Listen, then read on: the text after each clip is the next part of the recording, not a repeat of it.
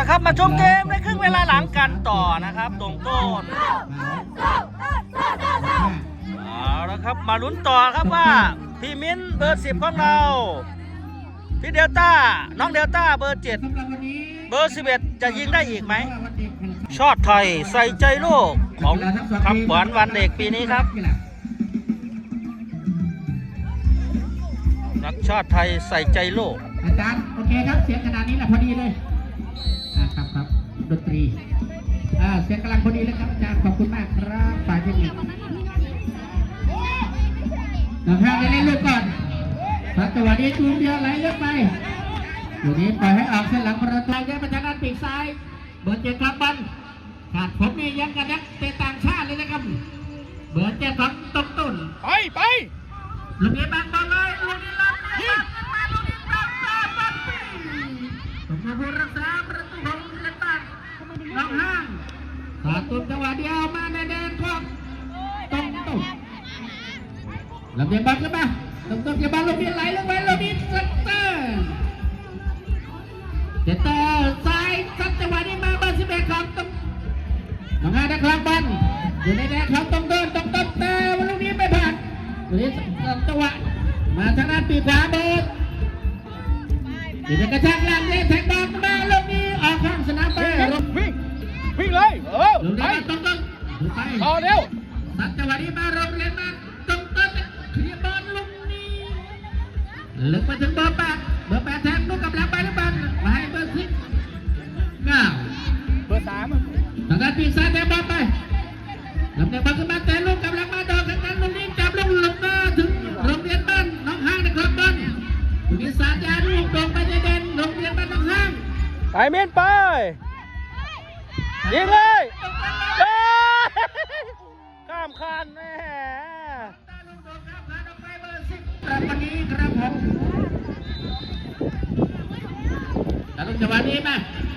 เบอร์7ได้ครองบอลเบอร์7กระชากล่างเลยมาผ่านบอลมาเลยบอลลูกนี้ยิงบอลมาถึงบอลไว้จับลูกนี้ล็อกบอลเบอร์11ของบอลแต่ไม่ผ่านน้องห้างได้ครองบอลลูกนี้ชนกันเองนะครับบอลต้องห้ามใจบอลมาไหลลึกมาสักจังหวะเดียวเบอร์20ยิงไม่ได้ประตูของว้าโดนปากครับเป็นลูกฟรีคิกลูกนี้ลูกหวังผลเลยทีเดียวมาลุ้นฟรีคิกลูกนี้ครับดูนะครับดูเหลี่ยมดูทรงเบอร์10จะปั่นยังไง3เหลี่ยมเข้ากรอบไว้ก่อนเสา2ไปเสา2ดูเท้าซ้ายของไม่เป่าเลยยังเล่นเลยเฮ้ยกรรมการดูสิเป่าตายหัวจังหวะนี้โอ้เกือบเป็นประตูครับไม่ไปที่เสา2ผมกลัวผู้รักษาตัวรับลูกไว้ได้แทงบอลลูกนี้มาไม่มีตัวผู้เล่นครับน้องห้างจากลานเล่นไปทางด้านปีกซ้ายลำเลียงบอลเตะบอลไปเบอร์7ควบขี่ไปที่บอลเดี๋ยวต้าออกหลังเป็นลูกเตะมุมเดี๋ยวไปเปิดเดี๋ยวเนี่ยบอลตรงต้นจะได้เตะมุมตรงทางด้านทิศตะวันออกเฉียงใต้เบอร์7เอาลูกบอลไปตั้งคนตะคิดเข้ามาหัวจังหวะเดียวไม่ผ่านเดี๋ยวบ้านน้องห้าได้ครองบอลไหลโรงเรียนผ่านยาวลูกนี้ไหลลึกเกินไปหรือเปล่าลูกนี้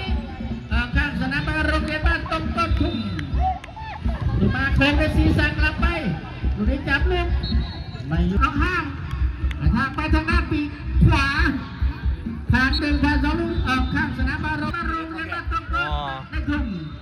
ชนะนี่คือเหรียญทองแดงได้ไหมบ้างเพราะมันคลองร่วมตอนนี้ถ้าชนะก็ได้แล้วนะครับเหรียญทองให้เบอร์10ยิงกลับมาเลยเบอร์10ครับโอ้ยเบาหัวจังหวะเดียวตูมาที่กลางสนามต้นเตะลูกนี้ผิดต้นจะพาจังหวะ2จ่ายกำลังไปหัวจังหวะเดียวมาต้นได้ครองบอลในแดนของตัวเองเบอร์27โดนเล่นน้องห้างได้ครองบอลเบอร์5น้องห้างลูกนี้บอลไหลมาทางด้านปีกขวาต้นได้ครองบอลจับลูกจ่ายบอลไปเบอร์11ทางด้านปีกขวาโอ้โหเร็วจะรุดทันสวยงามครับไปมิดไปโอ้โห ไป ลูกกระชากไปถึงเบอร์11ไม่ผ่านน้องห้างนะครับเบอร์7ไล่บอลมาลำเดียวบอลขึ้นไปไม่ผ่านน้องห้างกระชากมาไม่ผ่านมาผ่านเป็นบอล2แล้วกระแทกลูกนี้ไปเบอร์11เบอร์11ของน้องห้างแล้วก็ผ่านที่ผ่านมาได้ยิงได้กินเต็ม เข้าไปแล้วโอ้โหตีไข่แตกไปแล้ว ประตูต่อ3ครับท่านลูกก็มีลมอยู่ข้างในอะไรเบอร์11ครับ นอกจากหน้าไม้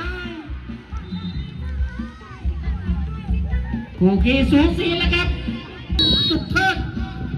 จ จะ ว ถูก ด จังหวะเดียวไปน้องห้างนะครับบอลอยู่ในแดนคนเจ๊งจ่ายบอลมาขนาดปีกซ้ายรับเรียกว่าจับลูกนี้หลุด ปล่อยออก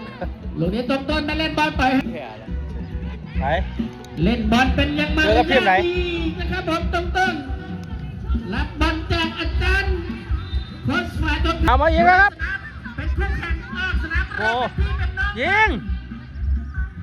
สัตว์จังหวะนี้เลย โอ้ผ่านประตู น้องห้าหัวไปโอเคไหม อ้าวตรงต้นดักได้ครับ ไปได้ครับ ไปได้ ไป โอ้เดี๋ยว เอาไปหลุดเลยว่ะ ทางบอลมาทางด้านปีกซ้ายเตะจังหวะนี้เพื่อความชัวร์ อีฝั่ง กับ ก่อน นี่น้องห้างนะครับบอลโดนเตะจังหวะนี้ตรงต้นขอให้เบอร์7ได้ครองบอลตัวเจอกระชากลากได้ไปผ่านเบอร์7เหมือนกันระวังน้องห้างกันตรงต้น สวยเว้ย นี่ลูกนี้ทันไม่ทันเบอร์10เป็นของตรงต้น โอ้โห เบอร์3ลูกนี้ออกข้างตรงต้นจะได้ ช้าแล้วก็ต้องเป็นที่ ตรง ว่า ต้นรับลงพื้นตรงต้นจัดกำลังให้เบอร์ โอ้ จะเป็นคาร์บอนไตบอลจะไม่ผ่านน้องห้างน้องกระชากลากได้ก็ไปตรงห้างไปกันเลยนี่ลูกนี้แทงมาไปไม่ผ่านตรงต้นถึงเบอร์7ของตรงต้นจากซ้ายมาขวาแล้วตรงต้นเบอร์11แล้ว ล็อกบอลไว้ เจ็ดบอลจังหวะนี้ เดี๋ยวจ้า3-1 3-1 4-1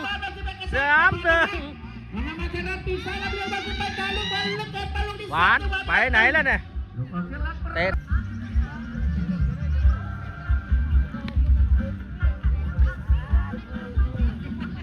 บอลมาแต่ไม่เล่นบอลแล้วครับผมเรียกบอลตรงนี้ออก แต่เบอร์10พักบอลลงสองต้น1 2 3 แฮม แต่วันนี้ต้องห้างแทงบอลไหลลงไปผ่านไปโดนบอลเราลูกนี้เลิกมาลูกนี้ ไอ้แพมยืนเลยชิบหายยืน ต้ ขึ้ อน ง ไป พั อี ก ก บอลตักบอลไปทางด้านปีกซ้ายแล้วคอมบัตถึงบอลดูกระชักหลังเลยมาทางด้านปีกซ้ายรับเรียกบอลขึ้นมากดแล้วเรียกบอลลูกนี้ไม่มีอะไรเบอร์10ของบอลลูกนี้เบอร์10ซ้ายอันตรายเบอร์11 โอ้โหโก11ครับ โอ้โห4-1ครับ เป็นประตูขึ้นนำที่4 โอ้ ประ โห ตู ลูกที่2ของเธอนะครับเนี่ยเบอร์11เลย แฮมดันขึ้นไปอีกตัวเอง ลูก สองห้างเคลียร์ยิงไกลลูก จังหวะ นี้ นี้เป็นที่หน้าประตูนะครับผมเอาลูกลง ไม่ผ่านพี่เอ๋ย ดูเซนเตอร์ทางด้านซ้ายเซนเตอร์ซ้ายเซนเตอร์ฮาร์ฟจ่ายไปให้แบ็คซ้าย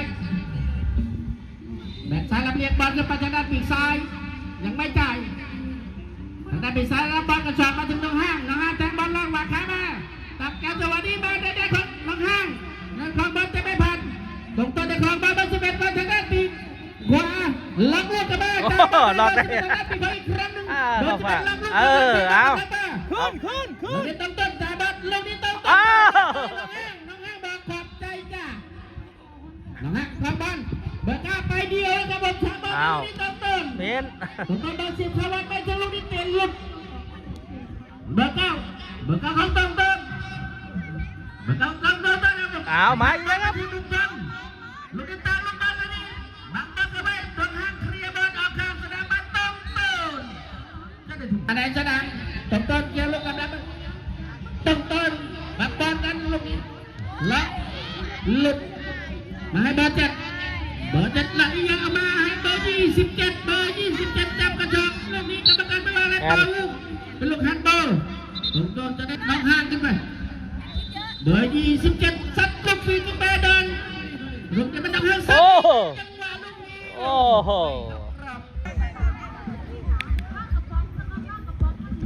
สาดจังหวะมาไปเบอร์10กระชากไปลูกนี้บังกันไว้บังลูกนี้ออกผ่านสนามวัตถุมาเริ่มไปเบอร์10มันกระแทกบอลรอบตามเบอร์11ได้บอล อยู่ในแถวสองนี่ของโรงเรียนบ้านต้นต้น ยิง สัปดาห์นี้ว่ายังไง บอลยิงเลยยิง บอลกระจุกหัวจังหวะนี้โรงเรียนมาไม่ผ่านสัปดาห์นี้ลูกโดดทางเสือเป็นหน้าที่ อยู่ในช่วงทดเวลาครับ สัปดาห์นี้มาต้นต้น มาเลยบวกเข้าไปแล้วเอาอีกเอาให้อีกหน่อยลูกหนึ่ง กระจักหลังเลยไม่ผ่านในบอลสองเกียร์บอลอาจารย์ครับพอเวลา เอามาพักครับ3ตัวหลัก สงสัยจะเซฟตัวไปเล่นฟุตซอลนะครับผมนี่เบอร์10ออกเบอร์7ออกเบอร์อะไรออกอีกเบอร์11โอ้ตัวตึงตอนนั้นเลยนะนี่เอาเข้าไปลงไป25 เก่งมากเก่งมาก เข้าไป ดีนะเราสับให้ เดี๋ยวตาโอ้ย ตรงต้นจะได้เกมมุมแต่ว่าไม่มีชื่อและนามสกุลนะครับก็เป็นลูกทุ่งลูกนี้ เข้าไปเหนือ เอายังไงล่ะครับผมลูกนี้กระโดดไปที่หน้าประตู ยิงโอ้ เคลียร์บอลออกมาได้นะครับเบอร์22แม่บอลมาเบอร์25เบอร์25เตะซ้ายเตะขวา ดี ตัดไป เอ เบอ อ ร์เอ็มปั๊มบอล ต่อดี เบอร์25เอาลูกลง ต่อยูหันละ 5บอลลงไปบอลกับเลย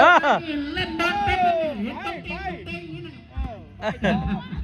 เห็นต้องเตะเบอร์25เนี่ยโอ้โหถึงว่าจะอ่อนช้อยไปนิดนึงแต่ว่าลุ้นจากเบสิกบอลนะไปหน้าไม่ได้ก็ไปหลังอยู่ในแดนของต้นเคลียร์บอลไหมต้นได้บอลต้นไปเบอร์25ทางด้านปีขวาต้นนี้ไม่ผ่านเบอร์1เบอร์22 เฮ้ยสวย เบอร์20 เฮ้ยสวยเว้ยเฮ้ย ต้นนะครับบอลขวด ไปเล่นมาเนี่ยเขา เข้าซ้อมตรงนี้ต่อยผู้รักษาประตูของโรงเรียนบ้านนะฮะสัตว์ตุ้มเดียวลูกนี้คือโคกไม่โดนบอลแล้วครับตัดจังหวะนี้มาห่างสัตว์ตรงนี้ตกเป็นทางด้านปีศาจตกตัวนั้นลงได้บอลลูกนี้ตกต้นได้บอลกำลังมาตกต้นเล่นแบบสโลว์บอลชัวร์นะครับผมแข่งบอลมาอีกเบอร์8นะครับบอลไล่มาถึงเบอร์19หัวจังหวะนี้ด้วยเท้าซ้ายลูกครับผม26เข้าเบอร์3ออก